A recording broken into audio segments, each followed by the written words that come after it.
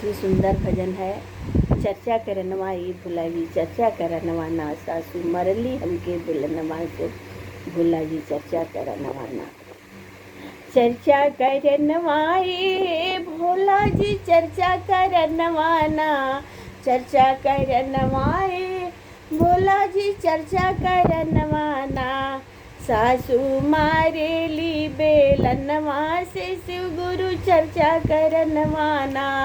सासू मारली हो बेलनवा से शिव चर्चा करनवा ना। सासू मारेली कहेली कि गाँव गाँव घूमती असगरी, घरवा के सगरी डुबाई दिहल सिपगली। कहेली कि गाँव गाँव घूमती असगरी, घरवा के सगरी डुबाई दिलस पगरी। चर्चा करनवा ना गुरुजी, चर्चा करनवा ना, चर्चा करनवा ना हे भोला जी, चर्चा करनवा ना। दिहली नैहर में ओ रहनवा, भोला जी चर्चा करनवा ना। दिहली नैहर में ओ रहनवा, भोला जी चर्चा करनवा ना। सासू मारेली हो बेलनवा से भोला चर्चा करनवा ना। चर्चा करनवा भोला जी, चर्चा करनवा ना। सासू मारेली हो बेलनवा से शिव चर्चा करनवा ना। सस्ता में रखले बाड़ी सासू हम, सस्ता में ससुर रखले बड़ी हमके, घर में 3 बेरी घोड़ा दबावे दिन भरी में।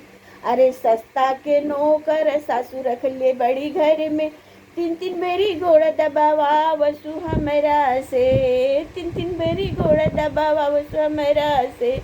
चर्चा करनवा गुरुजी, चर्चा करनवा ना। सासू बोले बिरही बोलिया शिव गुरु चर्चा करनवा ना। सासू बोले बिरही बोलिया शिव गुरु चर्चा करनवा ना।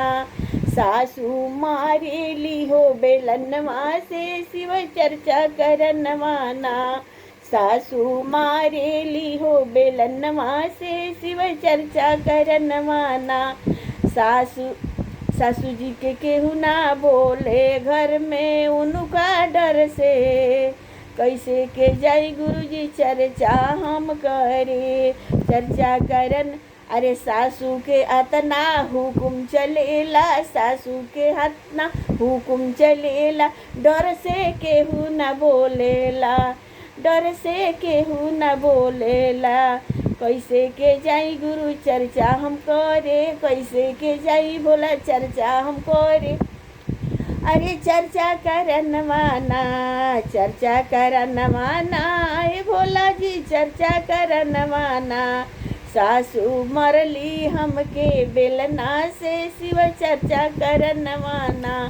सासू हमके मरली बेलना से भोला चर्चा कर। जय भोलेनाथ।